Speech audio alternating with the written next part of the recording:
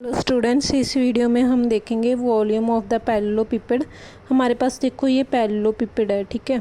ये जो साइड है वो बी वेक्टर को रिप्रेजेंट कर रही है, ये जो साइड है वो सी वेक्टर को रिप्रेजेंट कर रही है। और जो हाइट एच है वो हम कैसे ड्रॉ करते हैं, इस सरफेस पे हम नॉर्मल को ड्रॉ करके हाइट को रिप्रेजेंट करते हैं। और ये जो लाइन है ये ए वेक्टर को रिप्रेजेंट करती है। अब देखो हमारे पास जो A vector dot B vector cross C vector है वो हमें क्या बताता है, मैंने बताया था वॉल्यूम ऑफ द पैरेललोपिपेड। अगर हम क्या करें, यहाँ पे पहले सरफेस एरिया वेक्टर निकालें जिसको एस वेक्टर से रिप्रेजेंट करते हैं। वो क्या होगा, इस सरफेस का एरिया OLMN, ये वो क्या होगा हमारे पास B vector cross C vector, ठीक है। और हमारे पास ये जो एच मैंने ड्रॉ किया है नॉर्मल टू दिस सरफेस, ये हमारे पास थीटा एंगल बनाता है ए वेक्टर के साथ।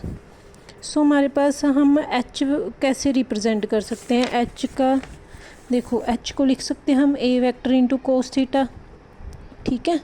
सो अगर हम क्या करें, वॉल्यूम ऑफ द पैरेललोपिपेड कैलकुलेट करने के लिए अगर हम हाइट को इसके सरफेस एरिया से मल्टीप्लाई कर दें, ठीक है, S vector dot A vector cos theta, तो हमारे पास क्या आ जाएगा, एस वेक्टर की वैल्यू क्या है, B vector cross C vector. तो अगर हम यहाँ पे पुट कर दें तो A vector dot B vector cross C vector, ये क्या रिप्रेजेंट करता है हमारे पास वॉल्यूम ऑफ द पैरेललोपिपेड।